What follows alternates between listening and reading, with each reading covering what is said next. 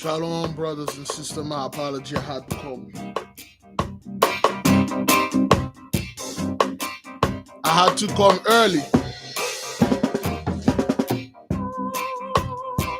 Let us settle down.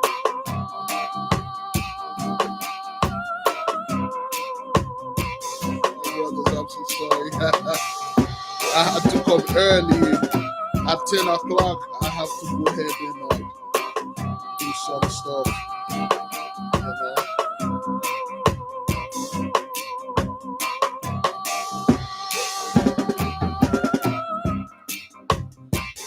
I was supposed to come in at 8:30, brothers. I'm gonna do this as fast as I can.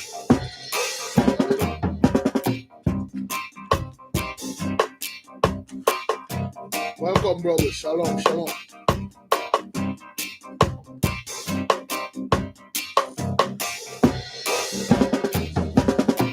Going to go into the throne of David, brothers. I was supposed to come at 8:30, and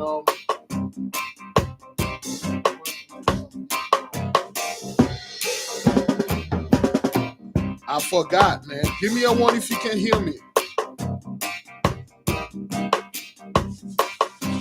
Give me a one.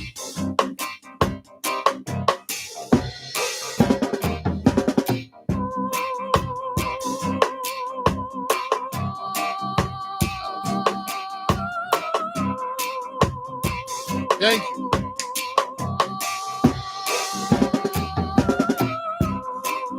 Some people are asking, they want me to ship some of that oil to them because it's anointed.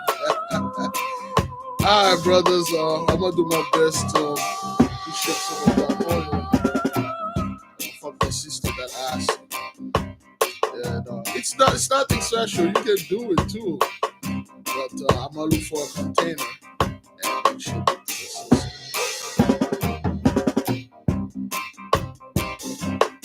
So I'm doing this very unprofessionally, with some of that anointed oil. Because I'm gonna go somewhere, pick up, everything o'clock. So if I do it at 8:30, we won't be able to finish the book, finish this chapter. This chapter is very important, brothers and sisters. You will learn a lot of things that happen. A lot of things that Reason 10. Green, that happen. A lot of things that happen in the Bible, things we didn't know. I don't know. You may have known about it, but I don't know. I didn't know about those things. Things our ancestors used to do. And you see, some of you, I'm not going to say, you're going to see what's happening, that they copy our stuff. They make it look like they come up with it. But it happened to us. We come up with this. The beloved brother Samuel came to do that. Samuel came to do it. Those people act like the other one who came up with that, but Samuel did. Samuel did. Brothers and sisters, welcome. Thank you for being here. Thank you for coming with a short notice. We're about to begin. We'll give it 2 more minutes so we can begin quickly.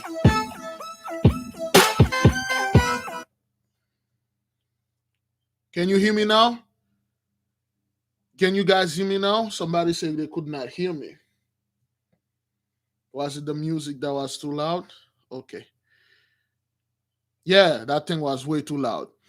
Yes, like I said, we're going to begin in like 90 seconds, brothers, because before we begin, one sister had a vision. There was an earthquake, okay? And then I believe the angel of earthquake is there. I haven't looked it up yet. Boy, I've been busy lately. Which angel's the angel of earthquake again?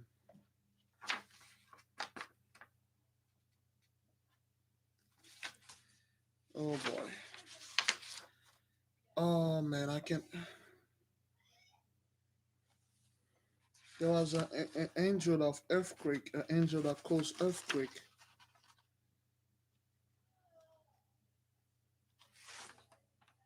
Um, wow. Oh man, I forgot the angel of earthquake. I had it here. Shalom, brothers, please let us settle down. Okay, I can't find it for the sister, but that was a message. Send it to her. Grass, moon, dew, sun, springtime, the stars. This is weird. Is it one of the trees, grass?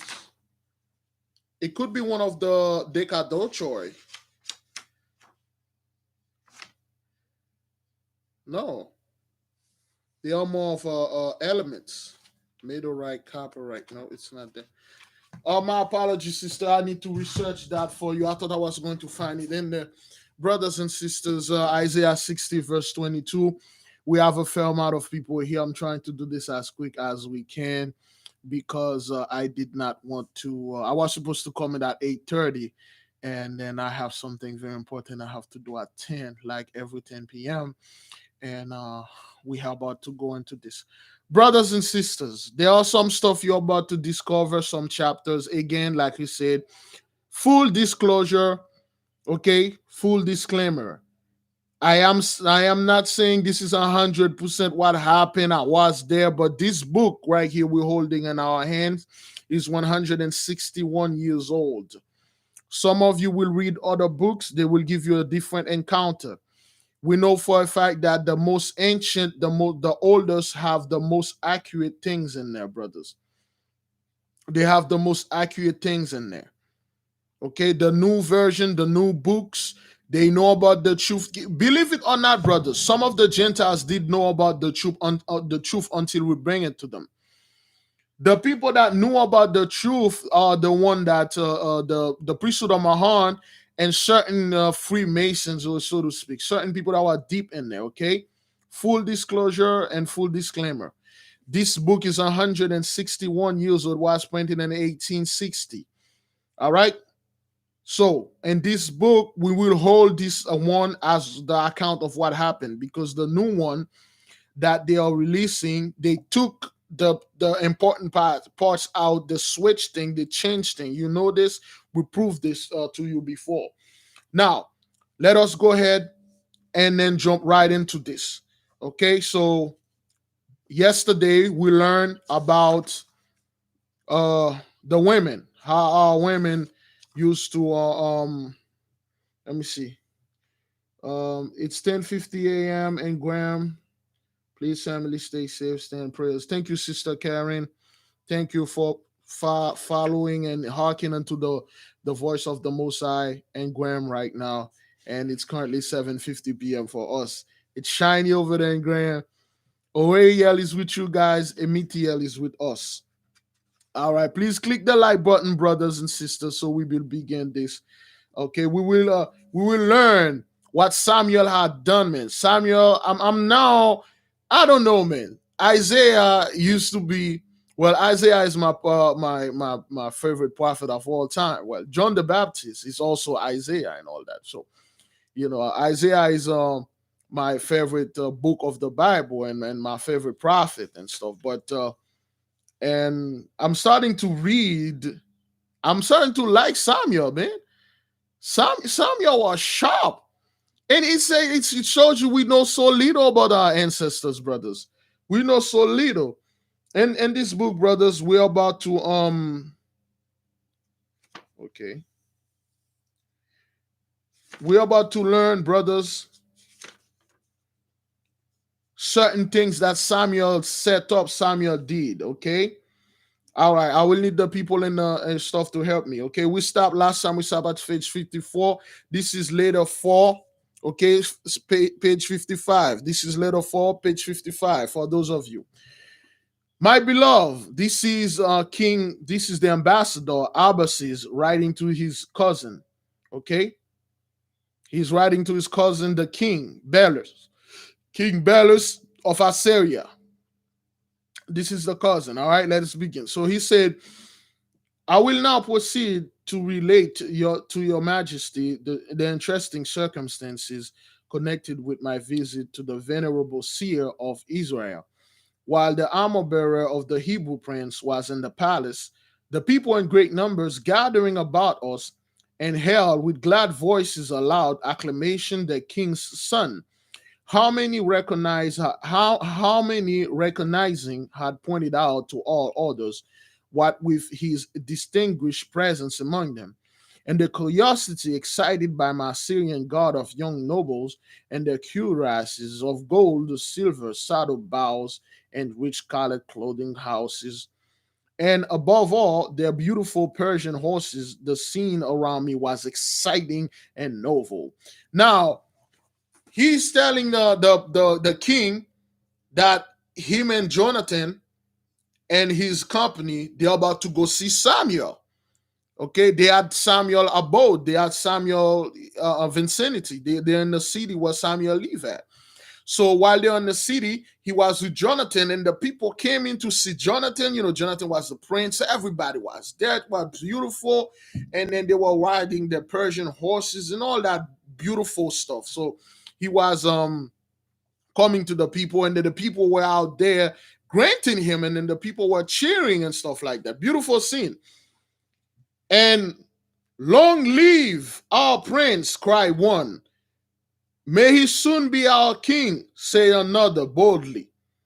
Nay, this is treason, my friends, exclaimed Jonathan, looking round sternly and rebuking them.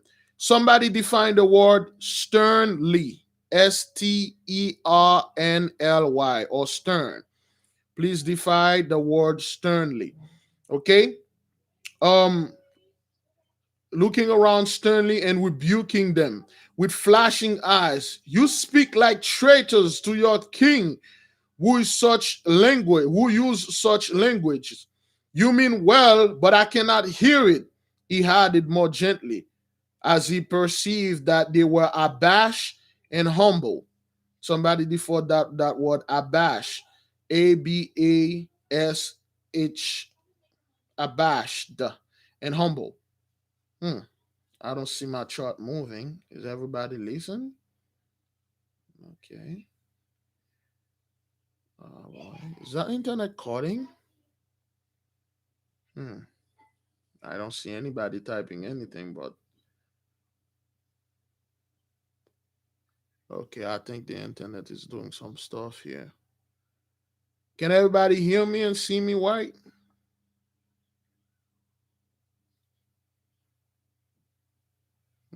It froze. Really? Okay. All right. Thank you. All right. All right. Stern, serious, firm, straight, and comprising stern, disciplines. Okay. Stern. He was like very serious. He said, "No, this is treason, my friend." When they were like, the people were like, "Long live our prince. May he be soon be our king." But Jonathan said, "No, this is treason," because he know what's coming upon his father and his soul. He know he's not gonna live long.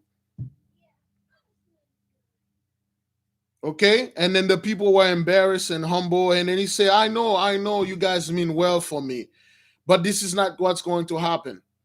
Because he knew they already choose a king. He knew his father Saul is messed up, man. We haven't got to Saul yet, though.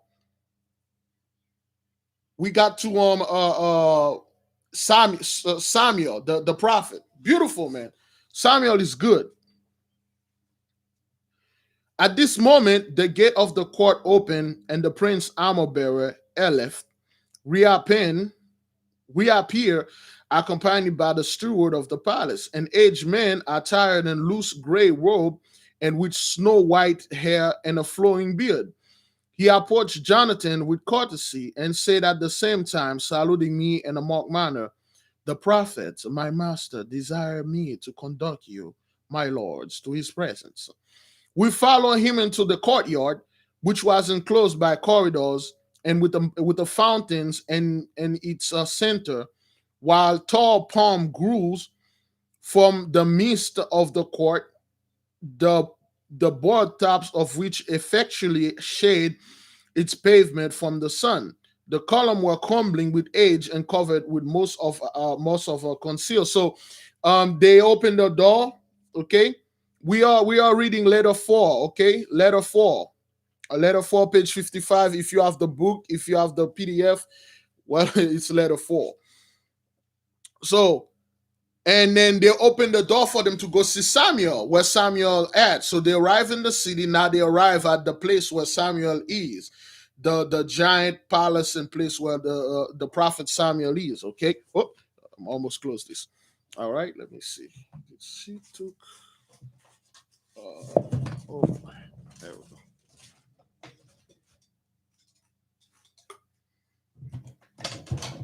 Excuse me. I got so many things on my desk.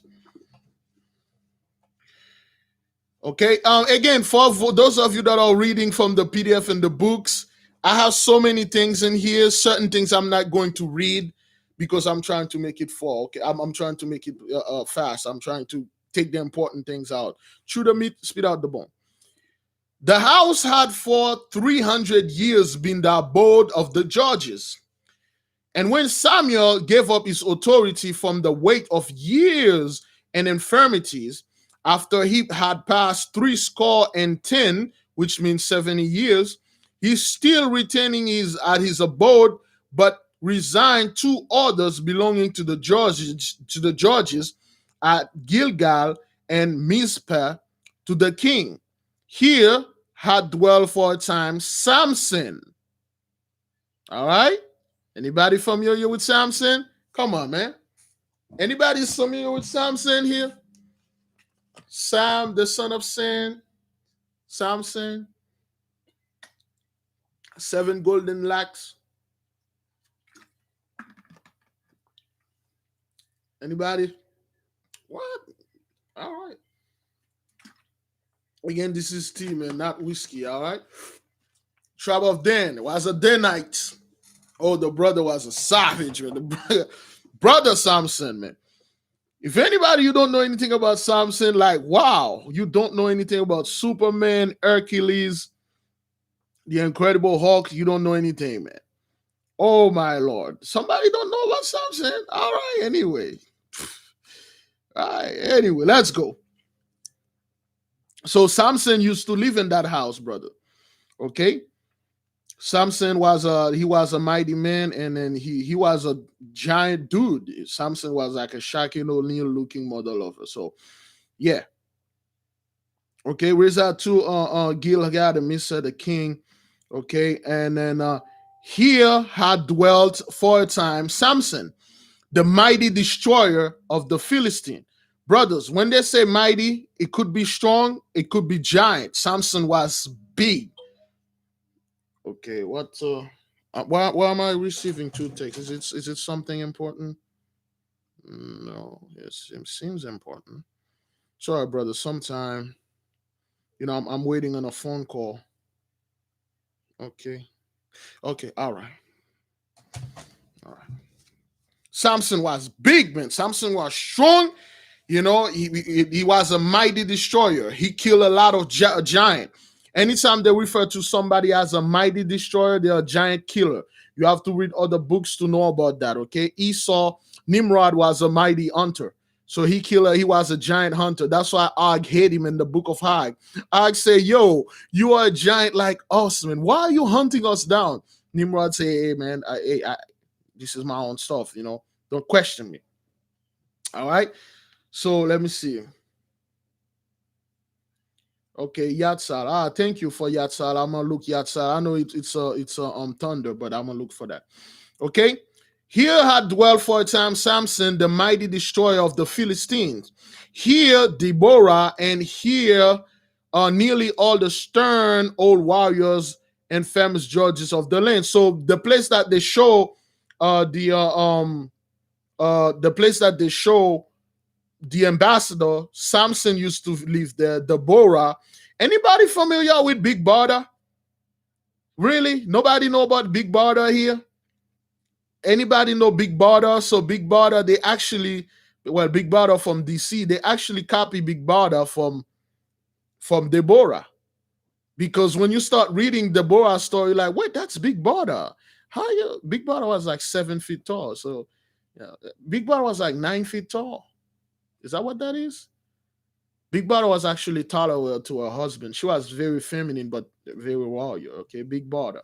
Yeah, you need to, if somebody can do quick Wikipedia and post some facts about. She's a fictional character, but based on Deborah. If you start listening to, if you start reading, stuff like that. Yeah. Most people don't know about Big Brother. Shalom, brothers and sisters. Shalom, welcome.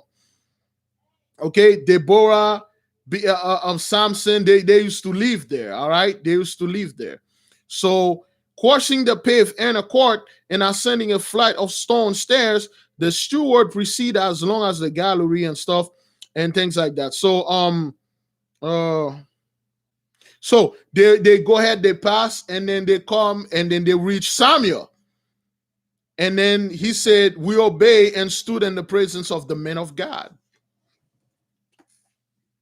He came to Samuel. Now let's see how Samuel looked like. Let's see what kind of person Samuel was. Okay. I beheld before me, seated by the window, which threw its light upon a table beneath cover with parchment, a man of august, and venerable aspect. Somebody define the word August, the month of August. Not the month though. What does August mean? August, when they say somebody is August, an August person. Please put it in the chat box so the people can see what August mean. Yes. Okay, the definition, not the month. We know it's like the 8th month, but what in other words, what does it mean? See, that's the description of Samuel, okay? All right. He was distinct. August means somewhat distinguished. Yeah, we were supposed to die at 8:30. Something happened. You're in the time of the Most High. He make you move forward. August. Okay. He said, a respected and impressive. He said, I saw a respected and impressive person, a consecrated and venerable. I think that's what you mean. Venerable person. Okay. He said, a man of august and venerable aspect, large and majestic in person. Samuel wasn't no little bitty dude, all right? Samuel was a big guy. For some odd reason, all the judges were, it seems to me, when they were choosing the judges, they choose the most tallest, baddest mother lover in the band. They choose the most strongest warrior, the tallest lover, because the Philistines were giant, man. So they need giant to fight against giant. So they choose the most baddest of the bad of the lovers. Okay? Okay, so Samuel, he was like an old big dude. All right, Samuel was big, man. And they said it here. Large and majestic in person. Okay, in person. So they're describing Samuel here. Okay, let me see. Stooping a little with great age, he was old. He presented his ideal of the Father of gods, as I've often conceived his appearance and imagination. All right. He was elevated a little above the floor upon sort of carved throne, a chair of state of ancient workmanship. Once the tribunal of the old judges, robed in a rich garment of woolen, dyed a dark crimson, over which was the ephod of sacred mantle of the Hebrews. About his waist was a girdle of linen, and he wore full white tunic, fringed, which is the law, and similar to what I've seen upon the chief of the Levites. So Samuel, was Samuel a Levite? Was it like somebody do a quick research? I'm not quite sure. I believe he was a Levite. I read that somewhere in the Bible. But Samuel was sitting on a throne-like chair. Okay, he was wearing all the priestly garment and all that. And then that's what the guy noticed. He said he wore fringes just like the Levites and stuff. It was a priestly garment. Upon his head, a small blue cap. Now I'm starting to wonder why I keep wearing this blue thing in my head, but a small blue cap, one of those little cap thing, like this is a cap, a small blue cap. Let me see. One to supply the loss of his snowy white hair. He was very old. A few thin locks. He had dreadlocks. A few thin dreadlocks, of which curled down about his neck like shining threads of silver. His majestic face was one of which heaven has impressed the seal of the highest expression of humanity.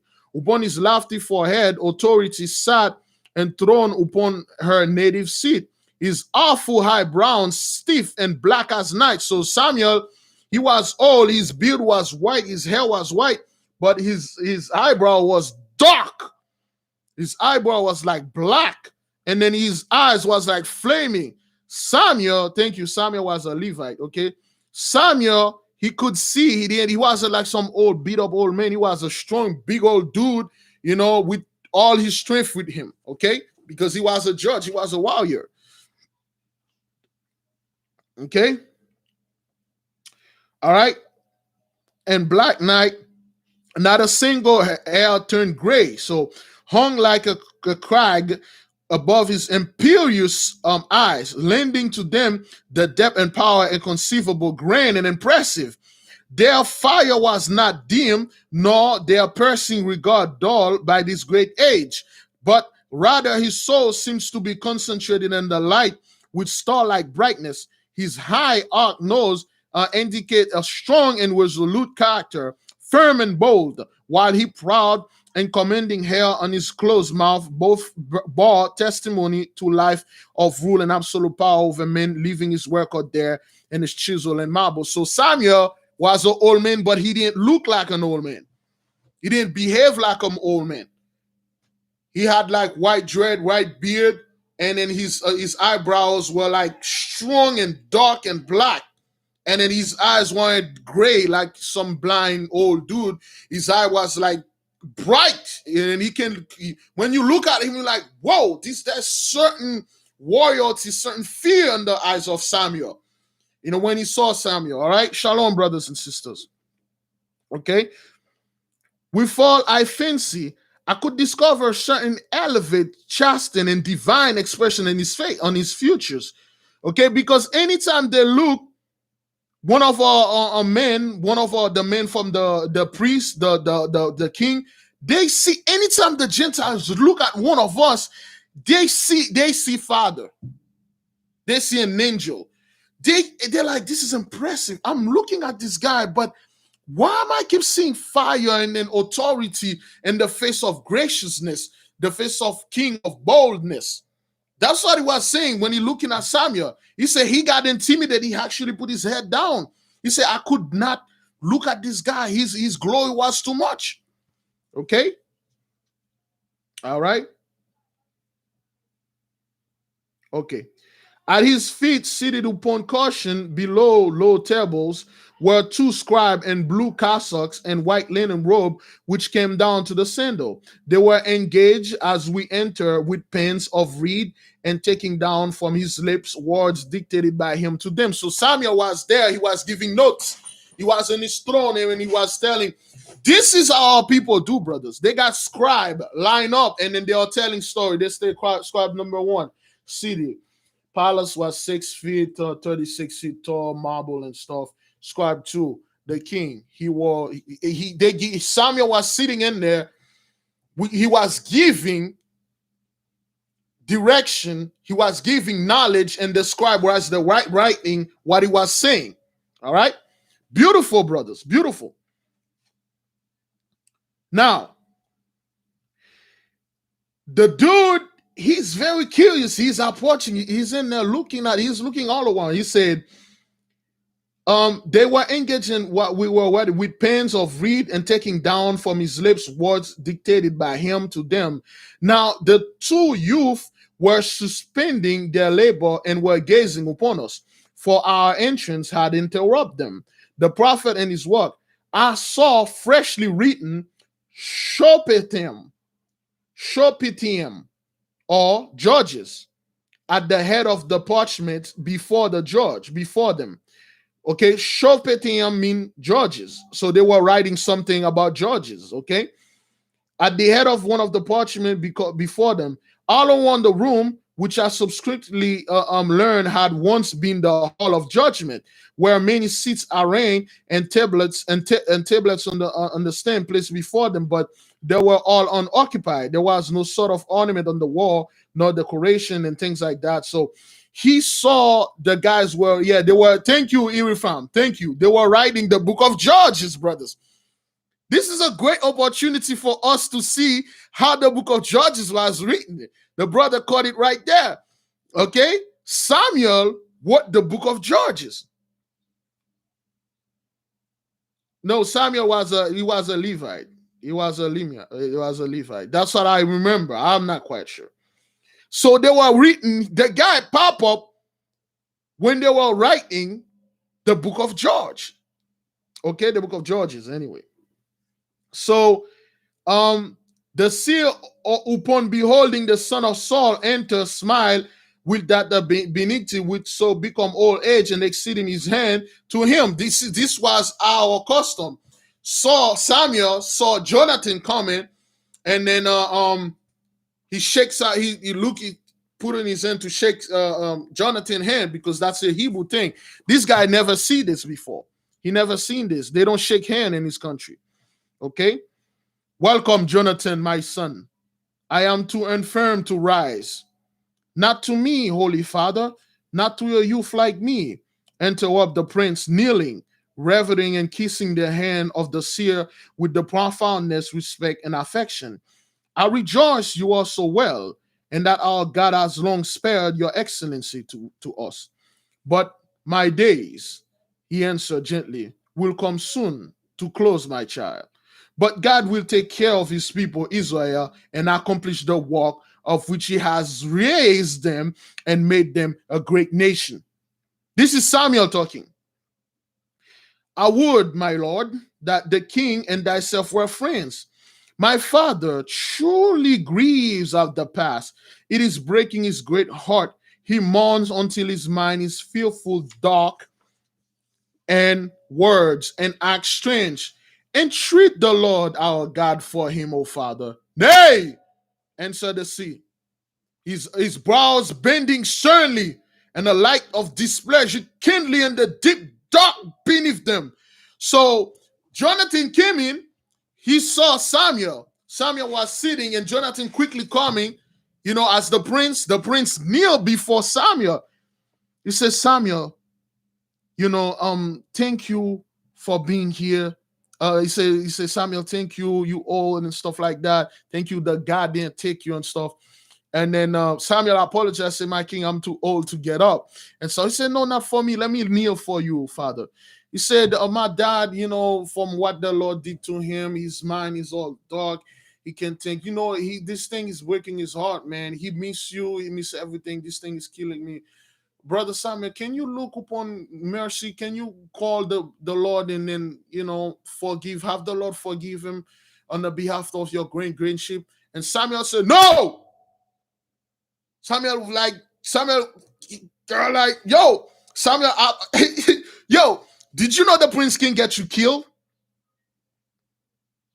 Prince can get you killed. Princesses, especially princesses, man. Princesses used to get a lot of guy kills. I read book like princesses used to bake cookies and give it to the guards, to everybody else, and have them killed so they won't tell. Princesses were the worst. I have a book here, brothers, in French. Especially those Haitian princesses. When King Henry was, oh man, those princesses were the worst. Oh, those princesses are like, they're supposed to be princes, but the story is like, yo, those are professional bakers. But anyway, man, so Samuel said, no. Nay, answered the seer, his brows bending sternly, and a light of displeasure kindling in the deepest darkness beneath them. He must bear the judgment of God, and all men must, as all men who transgress his law. I am grieved to hear thy father's sad condition. I have no power to help him, my son. The will of God will be done on earth and no man can hinder the work of his hand or oppose his decrees. Of his word gone forth, none shall let or hinder him. Thou, my child, art innocent, and I know good and you're pious at heart. But it is the unchangeable law of sin that the innocent offspring shall suffer for the guilt of the fathers, man. Samuel just told Jonathan, you're done. Yo, there's nothing. Your father effed up. He messed up. There's nothing I can do. The law is unchangeable. The children have to pay for the sin of the fathers. Technically, he told Jonathan, you are dead men walking.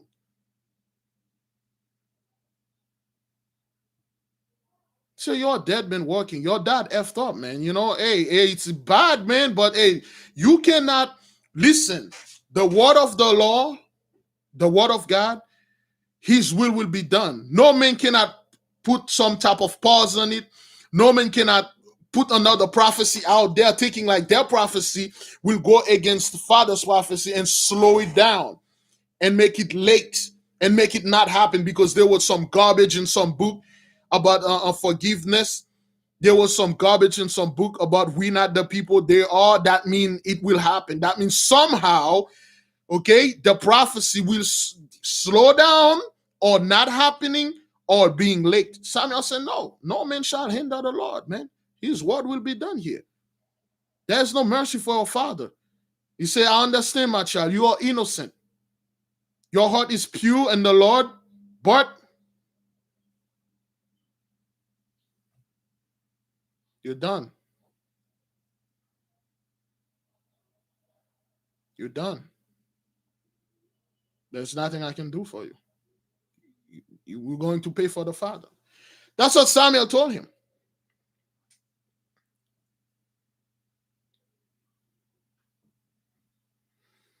I bow in submission to the law of my God. That's what Jonathan said, man.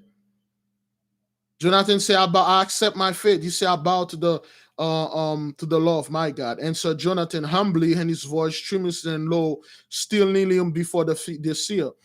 Thou hast forgotten, my son, the stranger who came in with thee, said Isamael, regarding me with fixed observation. Pardon me, my venerable father. I thought only my unhappy parent, he said, rising.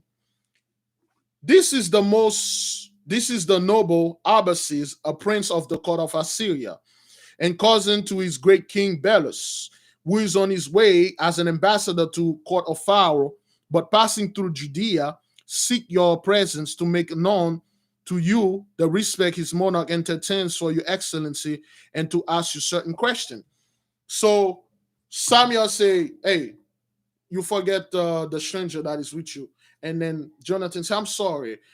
This is the noble Abbasis. He's an ambassador. He's going to Egypt, to the Pharaoh. But he was passing through Judea. He was passing to our land. So he asked to speak with you because of your fame and all that. He want to ask you certain question about our people, religion, and stuff like that. So, and then Samuel said, come in then. Okay. And then and I advanced. He walked towards he walks towards Samuel, and then Samuel standing say, "May your mighty God." He said, "May the ambassador said to Samuel, may your mighty God, who reveal himself in glorious majesty, bless and honor your highness above all wise men on earth, and preserve you in peace and health many years to come. I consider myself happy, venerable seer, to have the honor of seeing face to face the mighty prophet of the Hebrew, whose fame has long since reached the court of Nineveh." So the man was humble, man. The heathen, the Gentiles was humble. Say he bowed himself. He said, Samuel, I'm very honored, man, that I'm in the midst of you. You know, so you know, he talked to Samuel. He talked. He said, Samuel, I'm very honored, man. This is a great honor for me. Your fame, everybody in Nineveh, they know who you are. It's a great pleasure for me in the presence of your great God. May He bless you to live longer. Thank you. I would like to be here and stuff like that. So he was very, very humble, brothers. Okay. So um um and Samuel say, I think thee and thy great king, young prince, and return with him health and peace and the wisdom of the knowledge of the true God, who is YAHAWAH, King of kings and Lord of the whole earth, and maker of all men, whose age servant I'm permitted to be. So Samuel said, I thank you, and I thank your king for sending you. Okay, may he will reign. This is a blessing. Samuel blessed him.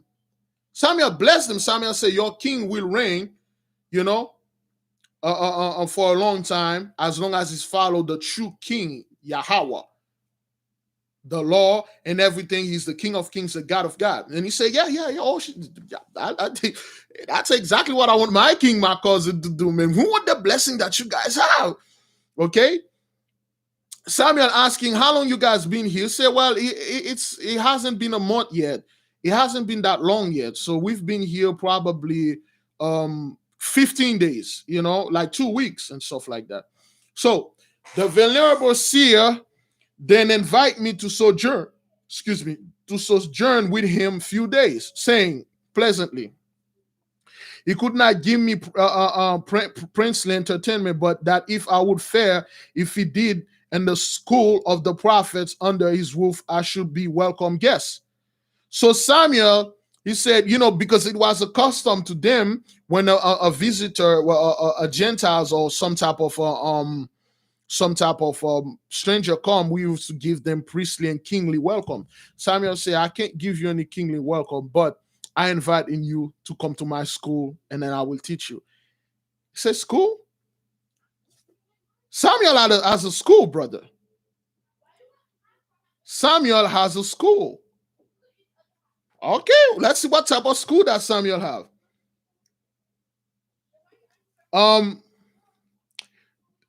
After some further interesting conversation with the august Hebrew, whose presence more and more impressed me with awe and respect, the steward conduct me to a chamber along the corridor, and I proceed hither, and I perceive in a second interior court, which also contained a garden, several youth and young men in dark tunic and caps, variously engaged. Some were walking up and down the terrace, reading from somewhere, walking up and down the terrace, reading from the leaves of parchment, others conversing, others engaging in the exercise, and 3 or 4 in copying with stylus beneath a tamarind tree.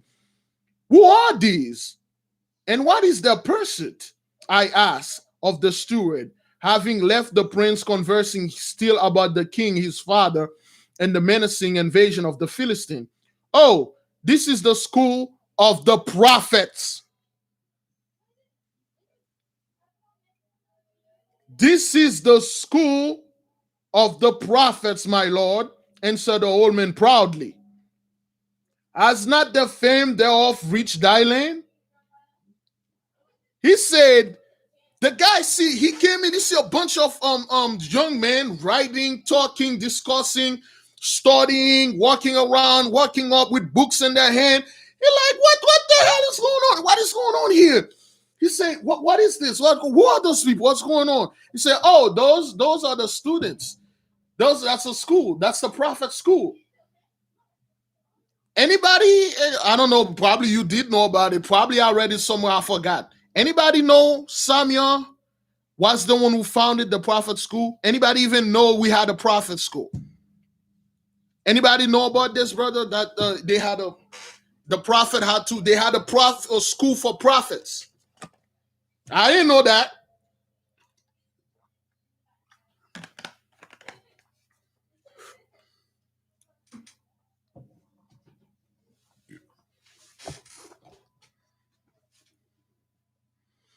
Okay, a couple of people saying yes. Okay, the people that's saying yes, I didn't know. Who went to that school? Who went to that school with who was in that school, brothers? Anybody know? Please enlighten me. The people that know, you may call and give enlighten the people before we go there.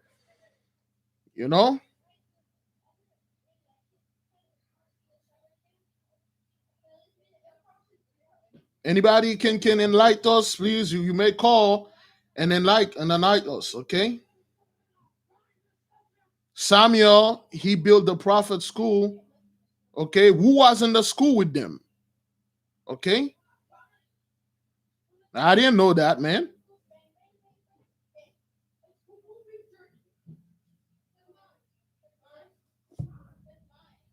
Is it in the Bible? Because I haven't, I can't recall. Yeah, they knew Elijah and Samuel knew each other. Okay? But thank you. Hogwarts. That's where they get the Harry Potters. That's where the swagger jack Harry Potter brothers. You see who's Harry Potter, the real Harry Potter here. That's why the swagger jack. When you enter the school, you're like, wait, this is Hogwarts. This is Harry Potter story. This swagger jack Samuel school. Samuel was actually that Dumbledore fellow. They copy. They just brothers. They swagger jack the whole thing. When you're reading this, you're like, wait a minute. This is Harry Potter. This is Harry Potter right there. Crazy. Those people have no imagination of anything, man. Crazy, man. And then he say, has not the fame thereof reached thy land? To avoid making a reply which might wound the kind old servitor national pride, I inquired the number of the young men. 70, your highness. That is the sacred numbers, neither more nor less. When one leaves, another enters. This school was founded 40 years ago by Samuel, and that the sons of Eli proved so evil, that the prophets of the people might be piously instructed in their holy duties. After I had found my chamber and seen and talked with Nicodemus, my armor bearer, who informed me that my bodyguards were well cared for, I walked along the corridor to observe the young candidate for the high office of the prophet of God. They all seem be very happy, and their appearance come from among the best families of the land, though here and there was one with less refinement than his companions. Okay, so the number of the students that are allowed to be in the school are 70 students. No more, no less. One leave, one come. No more, no less, brothers. 70 students.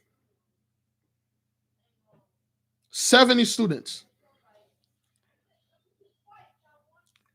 There was one youth of singular grace and beauty of person who was reading by the fountain and wholly absorbed in what he studied, whose appearance greatly pleased me. He saw Harry Potter, brothers.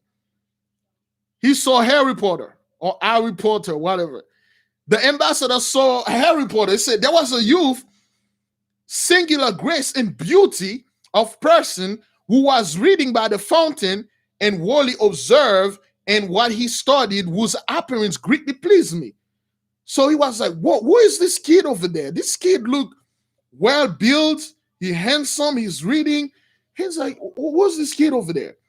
So while I was observing him, a trumpet sounded a brisk note, and all the young men left their pursuit and crossing the court. Entering the beneath the. So they, while he was looking at that kid. And then, see, my daughter took my stuff, man. There we go.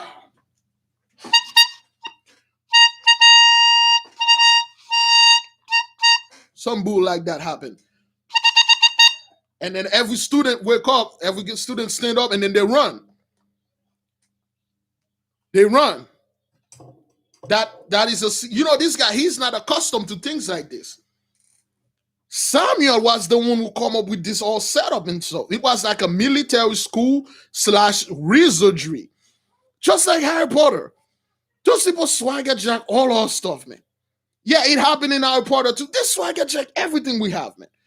And then they make it look like witches and stuff and evil. You got those Christians, don't watch Harry Potter, it's evil. Those are stories, you scum. Okay? All right? And then they run. All right? Let's see. Okay, wait a minute.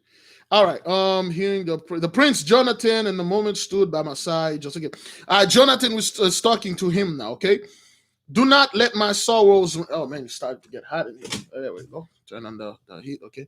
The fan. Do not let my sorrows render you sad, my lord. I had hoped that I could appeal successfully for a blessing on my father and prosperity of his home in the war, but it is the will of YAHAWAH that he shall not prosper. What am I to oppose God? I do not blame all the holy prophet. He has but uttered what God commanded. He sincerely mourned for my father and pity him, even while in his firm and his purpose to see him no more. But we will not speak of this subject. So Jonathan came back. Okay. So Jonathan came back, and then he said, I'm sorry, man. Don't let my sadness become your sadness. I had great hope, man. I came in here. I tried to see Samuel. I thought like he was going to bless my father, so he would reign on the wall and things like that. But hey, man, who the hell am I, man, to stand in front of God's way? Who am I to stopping the hand of God, man? There's nothing I can do. And I understand this is not of Samuel. He truly loved and pity my father. This is from the Lord. See? That's what happened. Jonathan understand that he can't do anything from the Lord.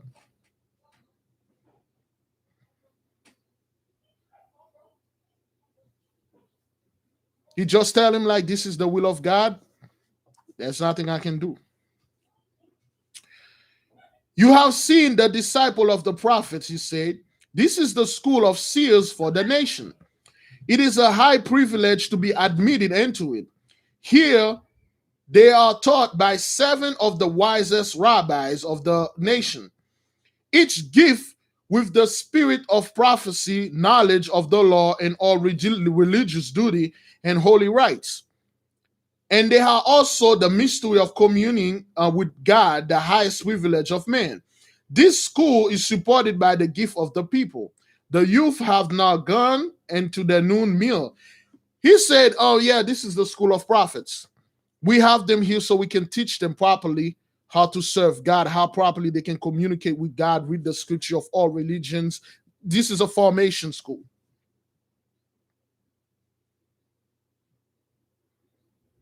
Okay? So he explained to him, he said, that trumpets that you hear, it's the meal time. Okay? He told them that's cafeteria time and stuff like that. And then he said, let's go to a free place. Will you accompany me? And he said, okay, let's go. So he went to with Jonathan on another place. They were perfectly plain with a line of leopard skin laid upon the tile floor for a bed. So he was looking up the school. They were showing him the school. And pitcher water and iron lamp. This was the furniture. This is how reporters straight to the ground, man. This is word by word. He's describing the school of Harry Potter, okay? Entering the hall, I saw a whole company standing around a long, narrow table, okay, upon which were set heathen vessel of bread, cups, water, lentils with dry fruit in abundance. This was the frugal fare, but they all partook in the evident satisfaction. So, and at the head of the table was another one much shorter, by which also stood the 7 noble-looking teachers of the school of prophets. I looked for the young man whose fine appearance had to so strike me when in the court, but I could not discover him. So he's looking for that young man that he saw, that young man that struck him. He could not see him. He's looking to all the students that were eating and talking at the table, in the cafeteria and all that. He could not see it, okay? All right. And after they had ended the humble meal, a signal was given, one to the rabbi comments to chant. So they sound the alarm again. and then the school alarm, and then the rabbi, one of the teachers starts saying something, and then they start to chanting. The young men respond all in one voice till the roof rung again. The second rabbi recite a part of the 70 youth answer antiphonally as before, and those 7 verses. This is straight up our reporter, man. Military school. This is straight up military religious school. So they were like talking. They were eating, and then they sound the alarm. Everybody stopped, stand up, and then they said the oath. They took part of the commandment. They said the part. They saw everything and stuff. And then that guy was amazed. He saw the way, but he was still looking for that youth. He was looking for Harry Potter. It's like, what was this? Where is this kid? I saw that kid here, but where is he? He was looking for Harry Potter. Could not see that child. Okay. All was crossing their hand upon their breasts. Okay? When I was in school, in Catholic school, they used to make us do this. Okay? Crossing your hand upon your breast. But, and you might think it's like this, but this is a sign of, hey, man, I disagree. But they all stand up and unison and do this, and they start saying stuff. All right? All was crossing their hands upon their breasts, and bow with affection, respect. And he took their seat just above the 7 sub-prophets, and opening a roll of parchment which he held, he proceeded to read from it. To his attentive audience, treating upon the moral obligation of all men to love one another as children of the same common Father, he closed that with enforcing the virtue of purity, truth, temperance, and industry, and reminding them of the omnipresence of their God who judged them by their hearts. So, yeah, everybody just stand up. When Samuel came in, and then they bow, and then they're standing like soldiers, and Samuel read to them and say, the Lord, the God, respect it. He teach them and stuff. Now you see what those people are swagger jacking, stealing all our stuff, and act like, they come up with it. They come up with it. When he had concluded this beautiful essay, 7 young men came forward and took their stand by a sort of choir desk, when stood and up, and several smaller musical instruments such as a sackbut, a psaltery, trumpet, cornet, and 10-string lute. The young men who had to attract my attention, I now saw leave with one seat where he had been out of view, and go to the harp, of which he run his finger in prelude to one of the most sublime and touching piece I ever heard, I ever listened to. The prince no sooner fastened his eyes upon him than, with exclamation of surprise and pleasure, he had the half of spring forward, and his address him, but it's imposed. He's instantly checking, saying, is that the young shepherd of Bethlehem? So while they were like doing this, and then old man Samuel finished, and then all the students, they went to the instrument, they will start playing. And then Harry Potter came in, and playing a harp, okay? A harp right now would be a piano, okay? You know that guy that is famous for playing harp, right? Harp. So he started playing the harp. Then that guy, everybody was like, wow. And that guy was like, whoa, how did this kid is good. He's looking at, he mesmerized. And Jonathan saw him, and Jonathan was like, what? Is that the shepherd of Bethlehem? And then the kid, Harry Potter, started playing on the harp, man. That guy is really good on the harp, man. So it is the young shepherd. Is that the young shepherd of Bethlehem? He stood up eagerly, regarding him the most friendly interest, like one who suddenly discovered a very dear friend. I could not ask him any question. I was so rapt with the performance of this beautiful youth upon the harp, and with the rich and harmonious tone of his voice, for he played but a few passages before he began to sing and hymn addresses to his God. So Harry Potter was sitting here and then playing the harp. So Jonathan was like, wow, is he him? That's him, man. That's my dog right here. That's my dog. So the ambassador, he He was so deep into the music, he could not even ask him, hey man, did you know this guy? He was like mesmerized. He was like, wow, how did this kid do this? So the kid was playing the harp, all right? Yes, the music. David used to communicate with the Father with the harp without even talking. He speak with the Father with the musical tone. David used to play music, and the music going to Saul, he removed the demons that Saul has. David musical harp can chase demon. David musical harp can make you laugh, cry, as you're going to see. Music is a very powerful thing, brothers. Yeah, music is very powerful. Harp. And David starts singing, praise ye the Lord, praise God. And he's, okay, I don't know what I'm not going to sing this, okay? Praise ye the Lord, praise God in his sanctuary, praise him in the firmament of his power, praise him for his mighty acts, praise him according to his excellency greatness, praise him with the sound of the trumpet, praise him with the psaltery and harp, praise him with the timbrel dances, praise him with string and instruments and organs, praise him upon the loud cymbals, praise him upon the high sound cymbals. Lord, let everything that have breath praise the Lord, praise ye the Lord. So he's singing to Father. He said, let everything praise the Lord, man. Let everything. So David was like a music. David was everything. The whole book of Psalms is a whole freaking album, man. The book of Psalms is the best-selling album of all time. David wrote that. It's a musical book. So how people used to be rappers back all since the beginning. All right? This is beautiful, brother.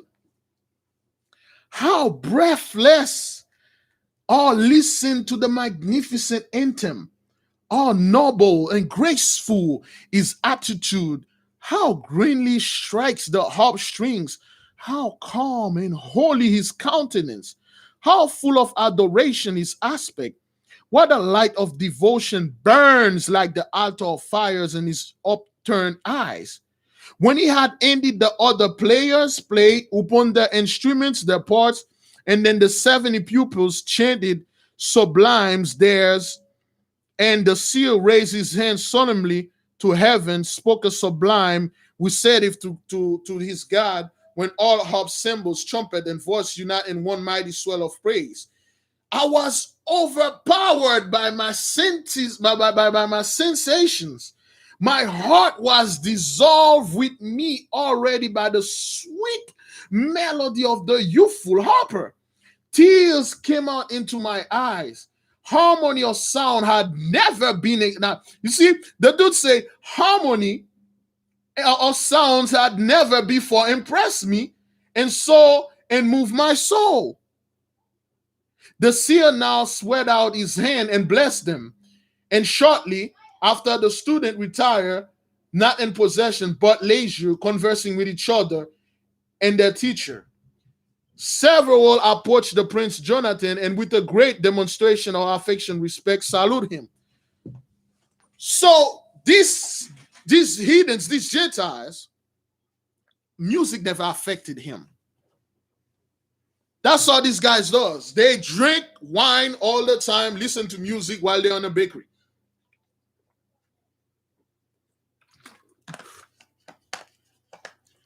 But when he heard that dude playing on the harp, bro, that military mighty giant man start crying, man. He like, I don't know what happened to me, man. My heart starts to dissolve. I'm crying. Music never had any effect on me, man. What happened here? Oh my God, this is so beautiful, man. The dude was crying. Like, oh, I love this song. What's happening here? This is beautiful. Oh man, yes. That's why, brothers, those people swagger jack our music. It's all about shake that booty, girl, and it's hey, garbage, straight up garbage. If music can make you cry and smile, make you feel good, music can make you the complete opposite. Music can off up your psyche, man. Keep listening to those garbage. They will mess up your psyche. The same way music or not can make you happy, music or not can destroy you, brothers. That's why they have all those garbage over there. I don't listen to them. I make my own music, man. Trash, nothing but trash. At least the music back then, the gangster music, the gangster rap, the beats, you can hear the lyrics and all that. Now it's nothing but hey, money, straight up trash. Okay? Woo! I asked him, is the and then the guy said, woo! I asked him, is the youth who play so wonderfully upon the harp? I am now going to embrace him. He answered, okay? Will you come with me, my lord? Abba says, see, he advanced. David, my friend, my prince, what up, dog? What up, dog? You know, so Jonathan said, this is my friend right there. I'm gonna go ahead and see him. Go ahead, let's go ahead and see him. And then he come up and say, David, what's up, my Negro? What up, my Negro? What's up with you, man? I haven't seen you for like forever. David said, yo, man, I know we were back home, man. And then all of a sudden, old man Samuel came in, man. They say, hey, you gotta go to this school, man. Next thing I know, I got locked up in here, man. You know, we're playing music and all that. So what's up with you, man? You be the prince and all that and doing stuff. So, I mean, come on. They were talking. They were talking and stuff like that. And the guy is so impressed. He's looking at David. He's looking at David's face. He's like, this is God. This is God in front of him. He was looking at David's face. It's like, this kid looks so, what is this? I never seen so much glory in front of the face. You know, he was like looking at the kid and stuff like that, brothers. Okay? They are brothers, okay? All right, let's go ahead. David, my friend and prince, this mutual exclamation were followed by a warm meeting between the harpist and the son of King Saul. The last speaking with ardent and delight feeling, the former with modest deficient, yet with evident strong attachment to his prince. How long art thou, you know, so Jonathan say, hey man, how long you been in this school, man? How long thou been in the school of the prophets? Asked King's son, releasing him from his embrace. So they hug, you know, like brothers do, okay? I've been here for a few weeks, noble prince, and so he was telling him like Saul came in. He didn't know what happened. He said, "Yo, I was in the field chilling with the sheep, man, just relaxing. Next thing I know, man, I see Samuel came in. He said, "Yo, I gotta go to this school." So you know, man, my dad, Jesse, and all that. You know, man, I gotta go to college, man. You know the old people and stuff like that. So David, they were talking and then reminiscing the whole past. Okay, so things like that, okay? So he said, I rejoice, my dear David, and stuff like that, you know, and then they are talking, they keep talking. Okay, come with me. Okay. Yeah, so, and they were talking, so they come close to, they come close to the ambassador. The ambassador still looking at David, man. At first I experienced in his presence was not lessened, while a profound feeling of filial affliction become mingled with it. He won my heart while he continued to commend his deepest and most reverential homage. I return to Nineveh, your majesty, reveal to you his answer to your inquiries. We spoke at the Hebrew of the Hebrew king. This led to an allusion by me, not without hesitation, lest I should be venture on forbidden ground to his malady. He said gravely, you will find Saul, O prince, an unhappy monarch. The Spirit of God has departed from him for his impiety and disobedience. He is a man of to be pitied. His scepter will soon be taken from him and be given to him whom God has anointed. So Samuel was telling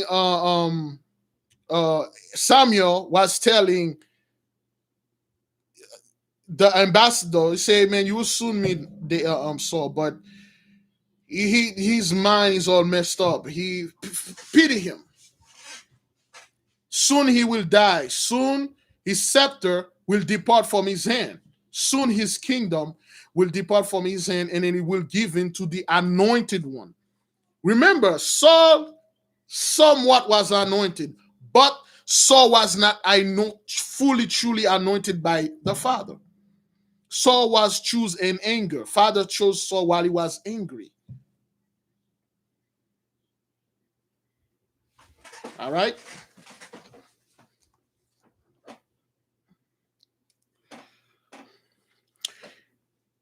I perceive you possess a mind which this. Give me a second, man. My butt's starting to hurt me from this freaking chair. Boy, I need a better chair. I'm gonna look later. Let me get something to put in there.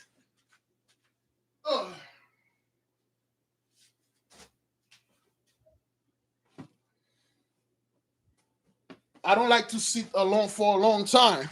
That's better. Oh boy. Whew. Oh man, that thing been hurting my ass for a while. Oh, that's better. I don't know why I didn't have to think of that lately.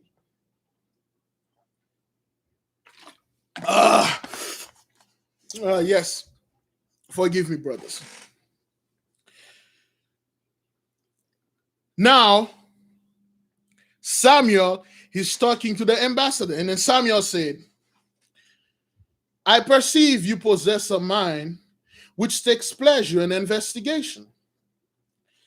These parchments contain in progress the history of the 390 years of the rule of the judge from Joshua to myself, the last of the judges of Israel.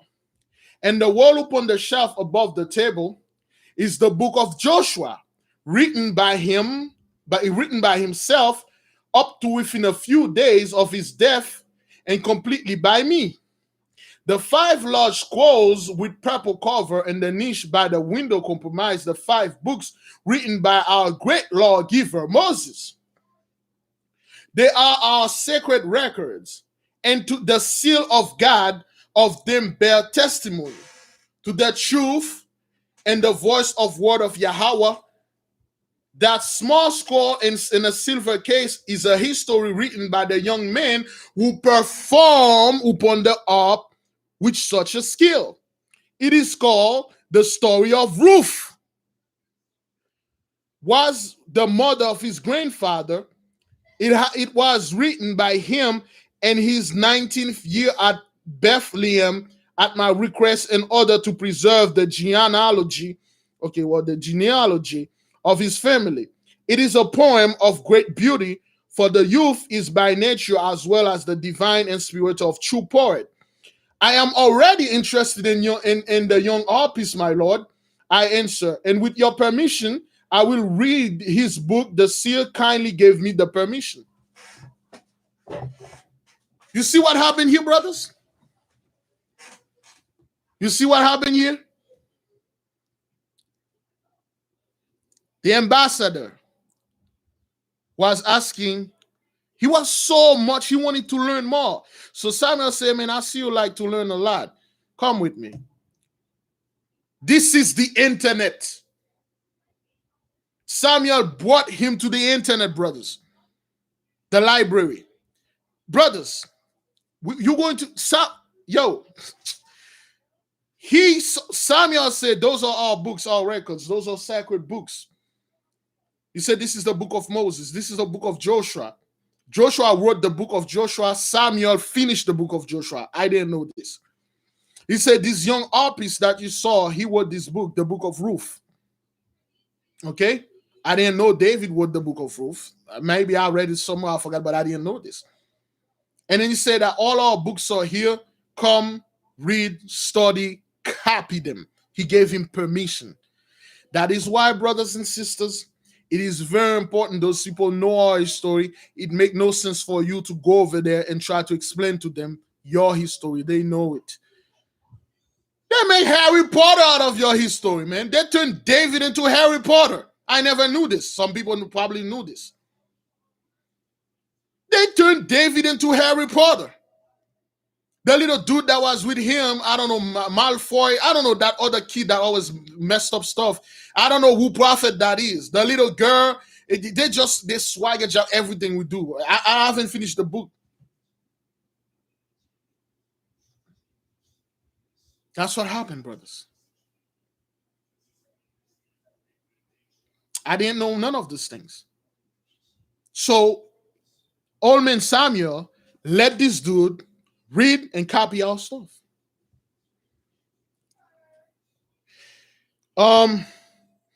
There, okay. Give me a second.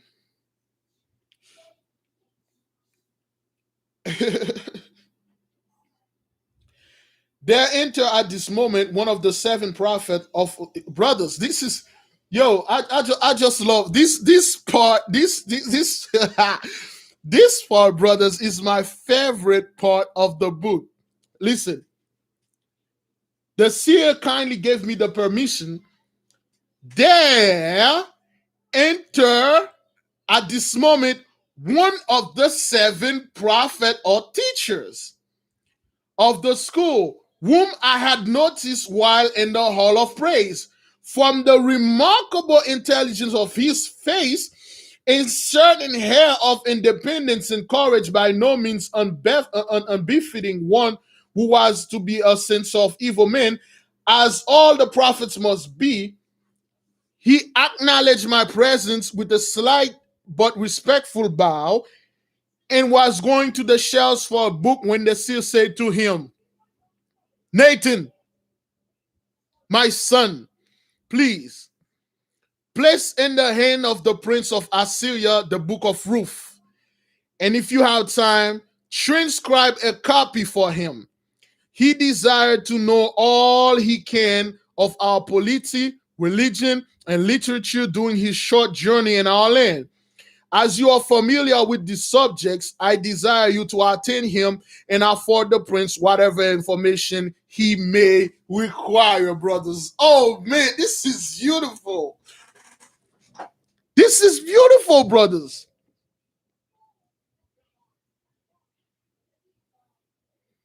No, those copy will be found. Oh no, our book will be found. No, hey man, Samuel wasn't no dummy. Yo, those guys are powerful spellmen. You think those books you can go ahead over there and read them like that without them give you permission? You think you can go ahead and copy our books and put your little stuff like this? No, those guys what the book, they're not simple, man. Brothers, you see what happened here? Samuel, Nathan. Anybody know Nathan? Nathan, brothers. Nathan the prophet. Remember, Nathan was the one who come to David and said, David, when David was king, he said, David, God says he's going to make you a powerful king. Build him a house and he will build your house and all that. You know, YAHAWAH. David prophesies all this through Nathan. Remember Nathan prophesied to David. Remember Nathan, brother. Nathan was a teacher. So Nathan taught David in the school of prophet. There were 70 prophets in that school. David has so many friends, so many prophets. That is why, brothers, I keep telling my people the Most High anointed you to do something specific. Each of the students were a prophet. Each of the students have a specific skills. Each of the students have a specific duty. Nobody can come up over there and then take your duty and then take what you're saying and do something else with it.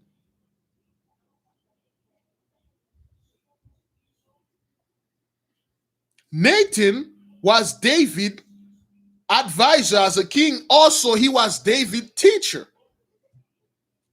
Can somebody put 2 Samuel 17 verse give me a second. I believe I need 2 Samuel verse 7 chapter 7 verse 2. 2 Samuel chapter 7 verse 2. Drink this.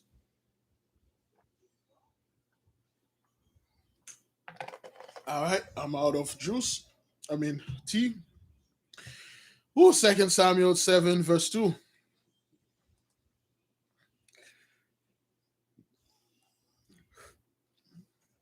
Yeah. David was, Nathan was the one who came to David and said, David, man, you effed up because of what you did. 2 Samuel verse 2. That the king said unto Nathan the prophet, see now I dwell in the house of cedar, but the ark dwelt within curtains. Okay, so Nathan was the one who told David. That's when David become grown up and all that, and he was the king and killing a bunch of people and all that stuff like that.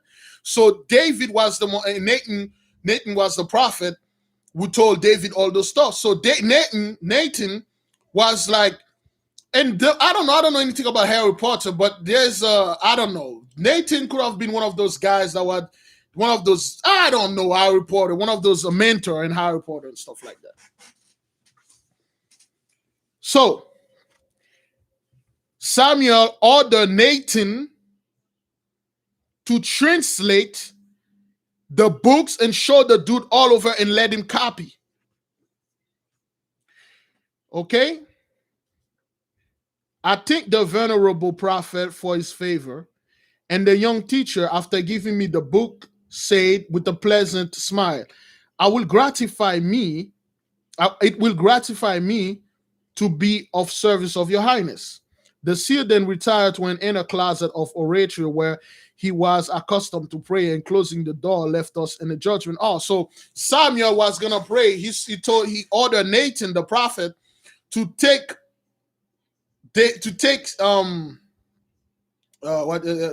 ambassador and then go teach him, go showing the books and everything like that. So he went into his chamber and he went and praying to the Lord. Okay.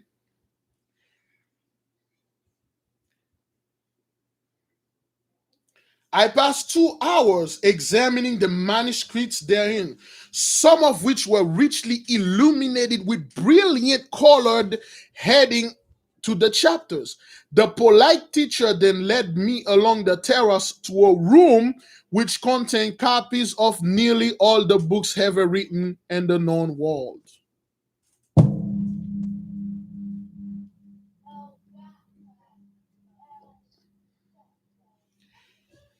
You hear what he said, brothers? He said, the polite teacher then led me along the terrace to a room which contained copies of nearly all the books ever written in the known world. Brothers, don't you ever let anybody telling you all people are illiterate, man. Don't you ever telling you that when they got here in our land, our people did not have any books. They come up with everything. Brother,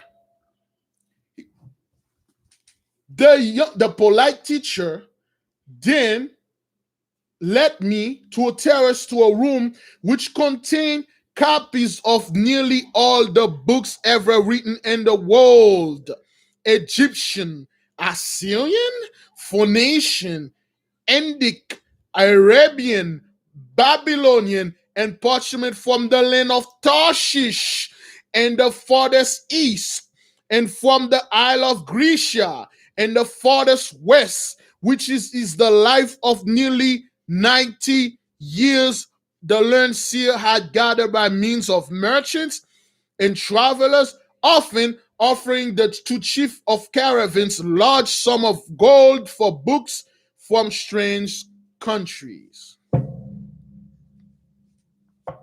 Our people had all the books.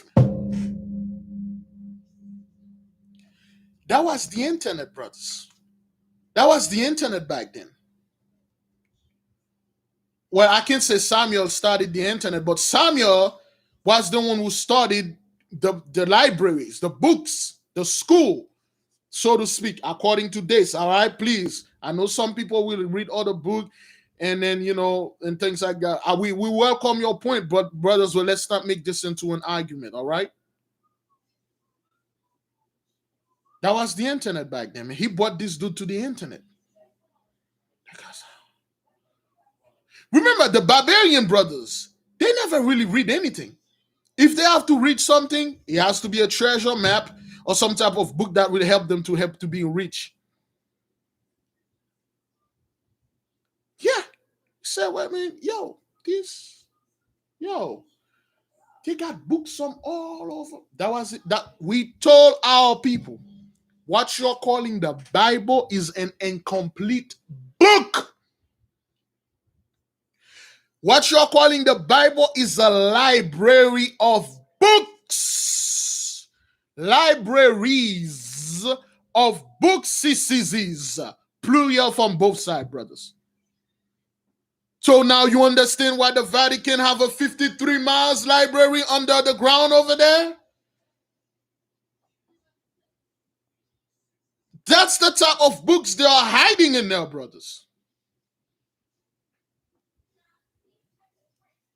That's the type of books they are hiding in there, brothers. Out of all those books, they give you 80 and you scumbags lose your freaking mind, man. They give you 66 out of million and thousand, probably billions of books. You said, yes, that's it. I don't want anything else. 66 books, 80 books. I'm good. I don't want anything else. That's it. I know everything now. Yes. I know everything. Get the hell out of here, man. Get the hell out of here, man. The guy came in a Gentiles, a heathen. He never seen anything like this. He said, this place, whoa. And you got scumbag out there that will fight with you for this, man. Again, at 10 o'clock, I have to leave very sharp. Well, once the phone rang anyway. So hopefully that person got late, okay? Okay? So a lot of books that Samuel collected over the years, he bought them some certain. Listen to what the guy said. He said, and there is in your seminar of the prophet anyone so learned as to be able to read these parchments in their own languages? I asked, holding in my hand a massive volume bound between wall-up plates of silver and written in beautiful but strange character. No, one but the prophet, our president. He answered, he has the knowledge of all the tongues within them. That book you hold in your hand is an Arabic book, treating upon the stars from the land of Idumea, the chief city of which this wonderful cut out of the side of the mountain. You perceive graven upon the silver cover a picture of that city.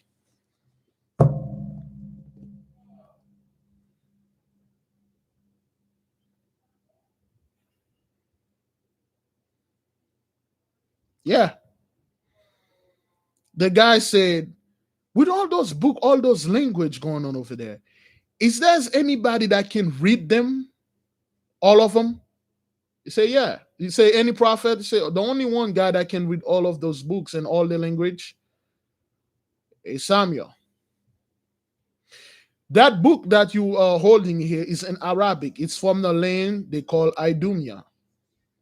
It's crafted in a mountain, beautifully crafted in a mountain.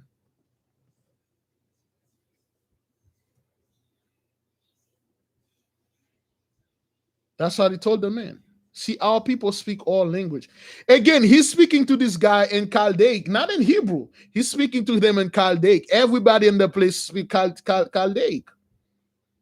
Because our people come with all the language. They invented all the language. Let's proceed, brothers. From this chamber of wisdom, that's what he called the place. He said, chamber of wisdom, a library. That was the internet. He brought him to the internet. He said, from this chamber of wisdom, as it called, we walked along the corridor as he intended to show me the view of the great sea westward, which I had expressed a curiosity to behold. We passed a column and crossing the garden, which seemed to be a monument to the dead. Seeing me observe it and admire this carved plant of the symmetry of his form, he said, oh, that's the only remaining pillar of the great temple of the dragon god Bel or Baal, which once stood where this old palace of the Georges is placed. It was destroyed by our forefathers all but this column which Joshua commanded to be left at a memorial of the gigantic architecture of the powerful nation of an idol worshiper he had conquered. It is now still more famous of the tomb of the mighty Samson, once a judge prophet Israel as well are warriors. Now, they were walking back. Brothers, the dude said he walked miles and miles. There are book, parchment, please. The dude was, God damn, there's so much knowledge here. They call it the chambers of wisdom, the hall of wisdom. So he reached a place, he saw a giant pillar, big ass pillar. He said, what the hell is this? And then Nathan tell him, the prophet Nathan said, oh, that's the only remnant of the city of Jericho. This used to be the tower there where the people that used to live here, they used to worship the god, the dragon god, Baal or Bel. So that's the only thing that was destroyed. But right now, it doesn't call the tower, the pillar of Baal. It's called the pillar of Samson. He said, why did they call it a pillar of Samson? And he said, well, back then, when Samson was a young man, there was an earthquake. So this giant pillar leaned, almost fell. So every time they passed by the pillar, they give me a second. Let me see.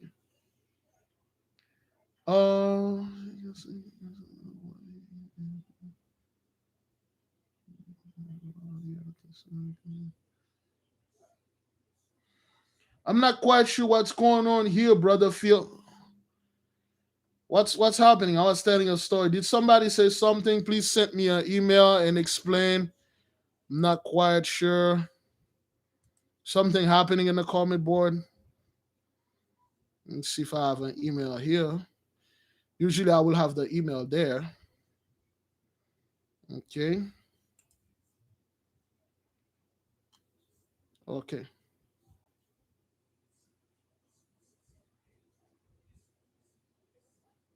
Okay. All right. Let's see what happened. What happened here?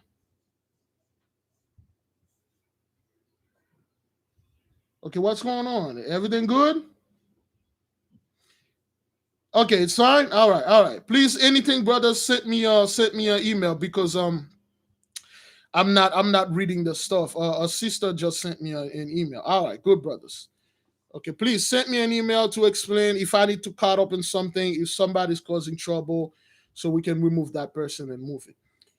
So he said, now the earthquake happened in Samson time, and the giant pillar leaned. But now every time somebody's passing by, and then they were afraid that the pillar will fail and kill the people. And then Samson was walking by, he looked at the pillar, and then he like, what? Everybody was like, man, that thing gonna fall one day. And the presence of the 70 elders, the 70 wise men that was there, Samson came in with his bare hand.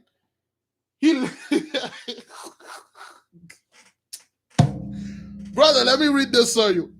In the presence of the 70 elders, his council and the government of the city, and many others, he came down and placing his hand against it with one effort of his mighty strength, he restored it to his level, upright as you behold it now.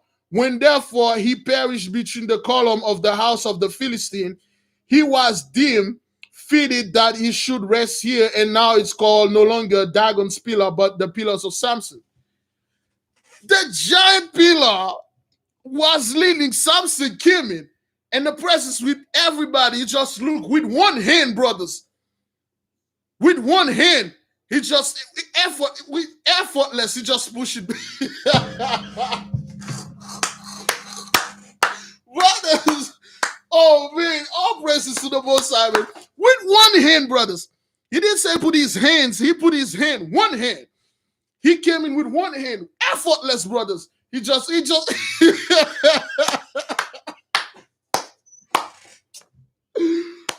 this is amazing, man.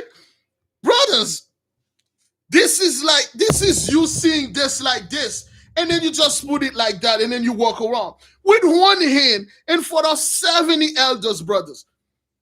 In front of his 70 elders, he just push it. He just put it straight.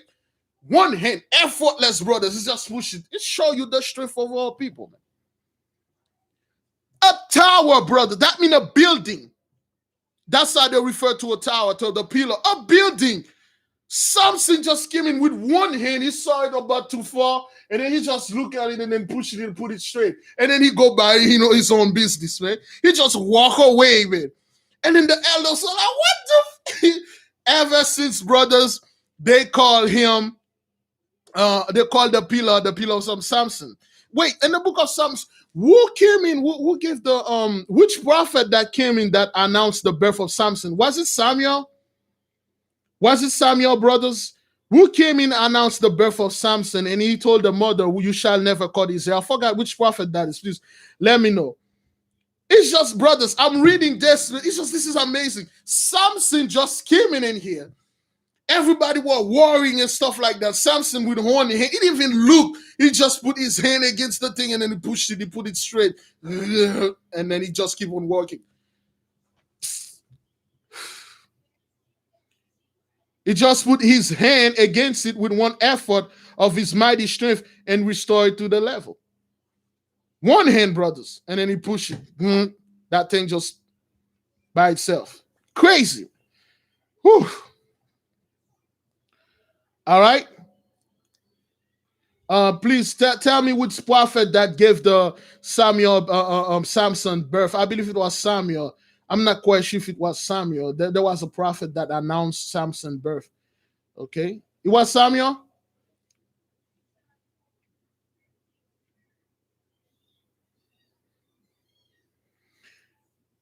So, yeah, that's how people were. Our people were very strong, man. And those people cannot stand against us, man. We'll destroy those people, man. He was from the tribe of Dan. He was a Danite. Okay. Our people are strong, man. Don't let anybody feel you. Samson with one hand,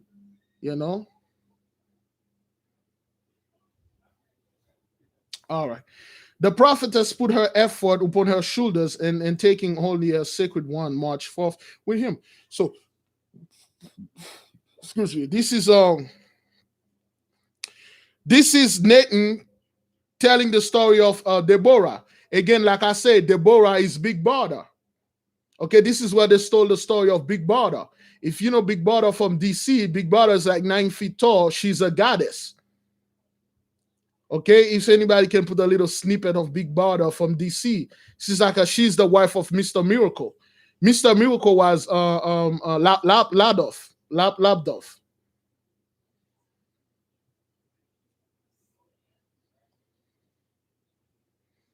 No. It's like the Samuel. He went to Samuel first. I don't know. He went to a prophet. I forgot which name. I believe it was Samuel. And then Samuel said, Samuel was thought she was drinking. Anyway, we're not gonna go into this. This is not about Samson. Okay, the prophetess Deborah was actually Big Brother. Okay, let me try to get Big Brother White Creek. All right, while the people, please send me an email, brothers. Sister Christina, don't worry about your child. She's okay. Nothing's going to happen to her. It's just we just want to be careful. Okay, Big Brother DC. Okay, I would have show you an image of Big Brother, but that's Deborah right there. Okay, if you can see Big Brother image, let me just put the name. That's where the Swagger Jack, Big Brother. So Big Brother is Deborah. Okay. Okay, so forgive me, brothers. I don't like doing it like this, but okay, Jack Kirby. Remember what I told you about Jack Kirby and Stanley? Stanley, that word Spider-Man. The Vatican called those guys. They give them our books and then they just swagger jack them. Okay.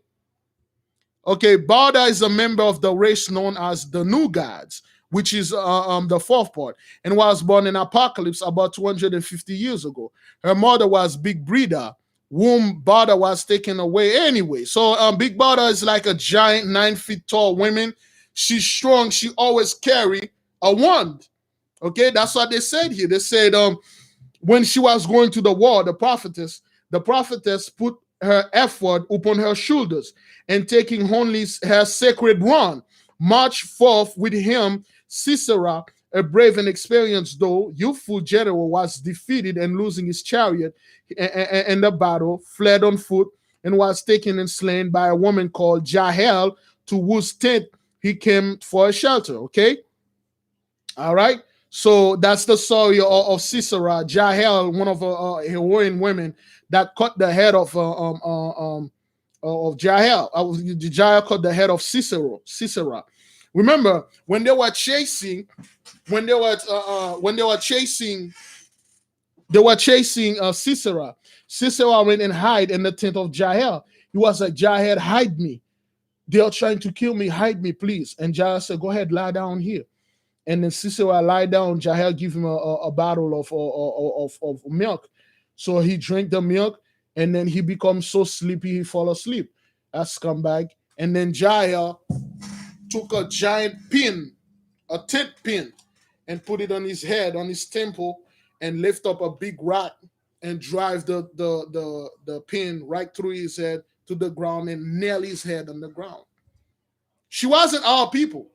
Jael was a Shemite. She from the life of Shem. She was a Hebrew woman, a Midianite Hebrew woman. I think she was the wife of Jethro, I believe.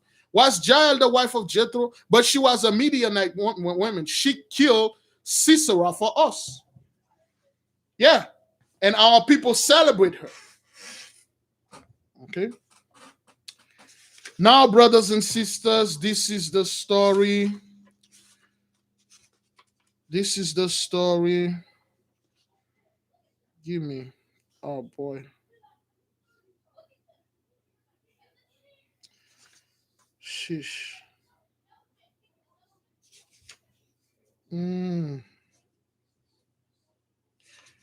All right, let me. This is too long. I'm going to cut it.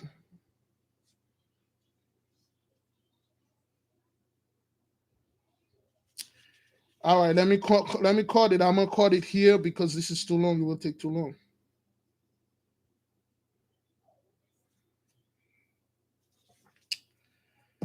All right. This story, brothers, a lot of you know this story. A lot of you don't. This is probably the saddest story in the Bible. I didn't want to end with it, but I will make it on a way because it's called the Rash vow. Which one of you are familiar with? Let me see. You will then. No, okay. Oh yeah, when they cut off the head of Sisera, they bought Deborah the head. Deborah returned it to his family as an act of kindness. Okay, she didn't want it, so they had to bury it and stuff like that. Okay. Now, a warlock father. Okay, all right. Now, brothers. Wow, I don't know how I'm gonna do this because Shush. About 150 years ago, there was a dude named Jephthah. Jephthah. He had a fair daughter called Phigenia. Anybody know the story of Phigenia? Phigenia. Phigenia. Anybody know the story of Phigenia and Jephthah? Jephthah, the father, Phigenia, the daughter. Probably the saddest story of the Bible. Okay. Really? This is like a famous story. Everybody probably knows this. But no, that's not how it happened, brothers. Okay, let me write the name of the story, brothers. This is a very, very sad story. Okay, I'm gonna try to put it a little bit. Okay, Jephthah, that's the father, and the daughter name is Phigenia.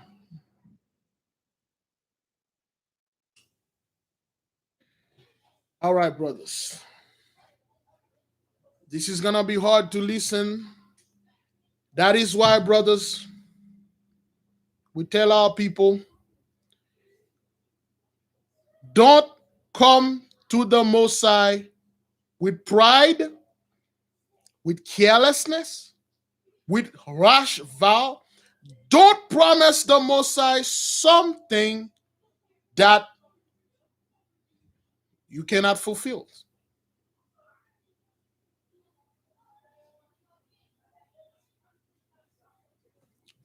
This is the story of Phigenia. That's how they refer to her, the book. In the Bible, there's another name. I forgot the name of it, but it's in there.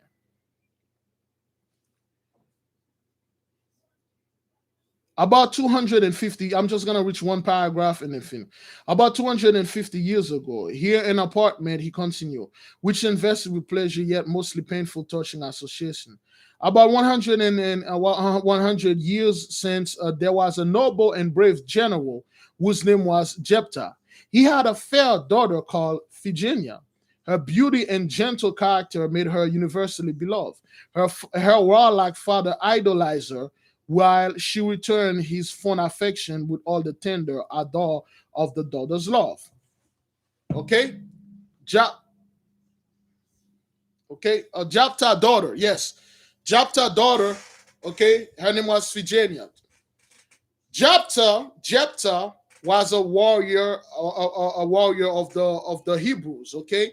Now, Jephthah had a daughter, beautiful daughter, and every time he come home, the daughter always run to him, hug him, and then take his helmet, a war helmet, soft take his the armors off his face, his sandals, the father-daughter things. All right, play with the father, play with the. So Jephthah, he actually loved the daughter, he idolized her, but Jephthah he was a brash man, he was a warlike man. So the Ammonites were attacking the Israelites, and the Israelites were losing very badly, brother. So every time the Ammonites attacked them, they keep killing them. So Jephthah, the father, in front of all the 70 leaders, in front of all the judges, everyone, Jephthah raised his right hand. He took an oath. Give me a second. On the eve of attacking them, he stood before his captain and raising his right hand to God, made a solemn vow, which is sealed by the oath of God. And then the Lord will give him victory over the army of Ammon and deliver the adversary into his hand. He will return to Mizpah. Whatever came from out of the gate of the city that met him, he would offer it as a burnt sacrifice unto the Lord his God. Little did the warlike father suspect would meet him. He raised his hand and thought of God. He took a vow and he sealed it with the Most High name. Brother, you should never do something like that, man. No matter how sure you are. That is why we tell our people, you going to that 40 days fast, man, hey, man, the Most High is nothing to mess with, man. Don't make any promise to this guy you cannot fulfill, brothers. Make it light on your own. Most time I'm gonna take that 40 days fast, liquid, and sometime I cook food. I may taste the food, but I will not enjoy it. I may taste the food for the family because I'm cooking. He took a vow. He said, if you give me victory, Lord, whatever, when I came to the city of Mizpah, whatever come meet me in the front of the city, I will give it as a burnt offering. And for of all everybody. So he went into battle. The first day, they didn't hear anything. His daughter was at Ramah. Something happened. She got transferred to the city of Mizpah. She went to Mizpah to make preparation for the father. When the father comes, she was trying to surprise him with the other with the other maiden, with the other females, with the other girls. They were preparing things and stuff. Then she go to the place of the Ammonites. She was asking, "What's going on?" They said the battle's still going on. There's no victor yet. So the battle was heavy. During the battle, the father overcome the battle. He won. And then him and all these general, all this captain, the whole congregation, they were going home. He wasn't going to Ramah, where he thought his daughter was. He was going to Mizpah. But his daughter wasn't at Ramah. She went to Mizpah, the city. So while he was riding his men, they are happy, drinking and stuff. They won. The Israelites are free. And then his daughter was preparing things and stuff. And then he's like, "Daddy gonna be so happy to see us here." And all the women are there. All the people are there waiting, making preparation. And then when the father tried to reach the gate of the city, the first person that came out of that gate was the daughter, coming in there with a little tambourine, screaming, "Ah, Daddy!" And then he put two hands on his head. He screamed, "No!" He get off the horse. He run towards the daughter. He nearly start crying. He say, "No, no, no!" And the daughter like, "What's going on, Daddy? What is it?" So, "Oh, my daughter, what have you done? Oh man, I can't do this. What happened?" And the daughter was confused. The daughter said, "What is it, Daddy? What is it? What did I do? You victorious, right?" I asked the people. They say, "You won." Say, "Yes, but I made a vow to the Almighty One. I took an oath, and I said, if you grant me victory, the first thing that meet me out of the city, I will offer it as a burnt sacrifice." And the daughter said, "Daddy, I don't care. You saved the country." And then the daddy said, "Daughter, I can't kill you." Say, "I don't care, Daddy. If this is what it has to take for my people to survive, I'll gladly give my life to the Lord." This is our women, man. Those were our women. The father said, "No, baby, I'm not going to kill you." He said, "No, no problem, Daddy. I'm good. I have no faith with that. I have no problem with that. You save us." She was a virgin. The father cried, he cried, he cried. He said, the father said, he leaned, he said, "Daughter, please forgive me." He said, "Daddy, get up.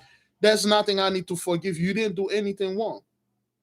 If this is what it has to take for my people to be free, for my country, for you to gain your honor, gladly live my life, man. I give my life."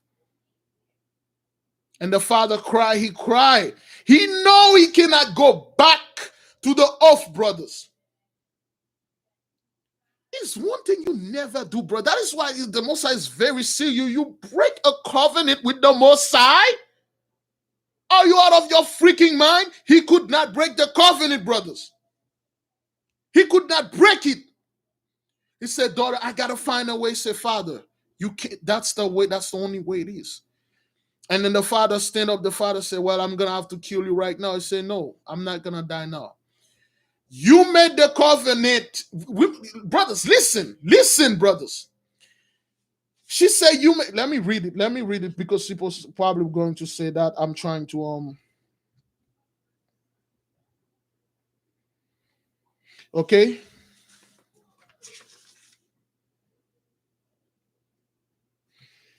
Okay. And she said, "My father, if thou hast sworn, thou canst not forswear thine oath. Do with me according to thy vow. Hath not thy Lord given thee victory over thine enemies? Thus accepting thy oath. And will thou withhold the sacrifice, or shall I the victim? No, my noble father, I am ready to die, to have purchased therefore thereby the victory of my country and the glory of thine arms."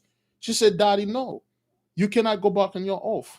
I would gladly give my life for my people and my country and for my God and for you, Father." Ah, dearly purchased by my sweet death, my child. He answered, falling upon her neck and holding her lovely and slender form, long silence against his smelling heart. At length he stood up and said with husky words, Thou shalt not die. Heaven will spare my child. Then what price will thou pay back to God, O my Father? For the victory, I am no longer dying, but consecrated by the vow to heaven. Better I should meet my death on the altar of fire than thou to be forced to dine off to the field of victory.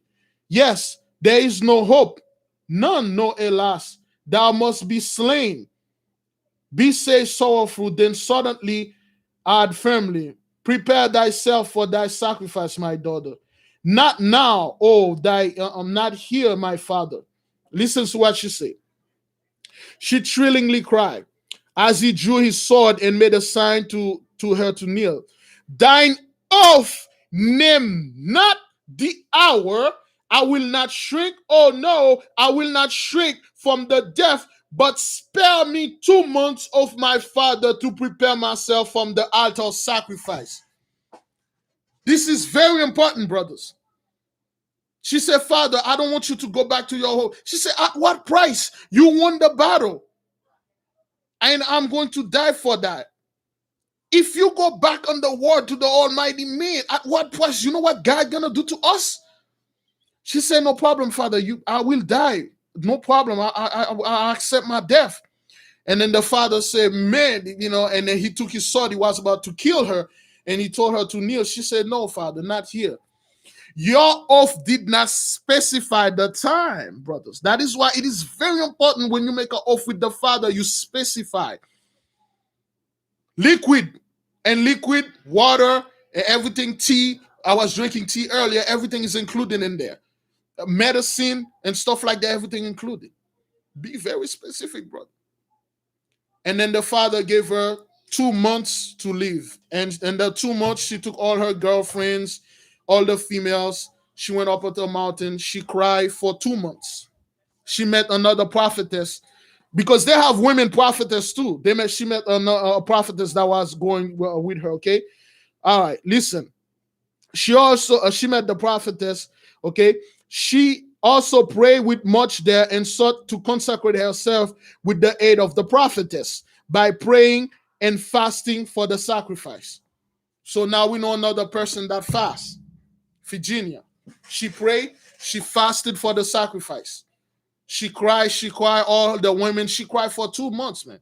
She said, God, I'm going to go like this. I'm a virgin. I never know the sweetness of a man. I never know the sweetness of having kids. I never know the pain of having children. I never know how to be a wife.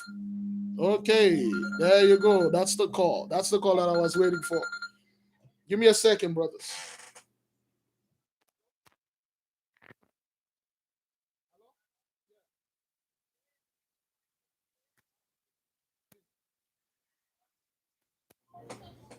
I just received the call. Let me wrap that up.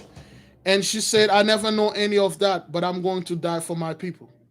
And during the day of the sacrifice, she walked in the hall. All her friends were holding her. They were crying. They didn't want to let her go.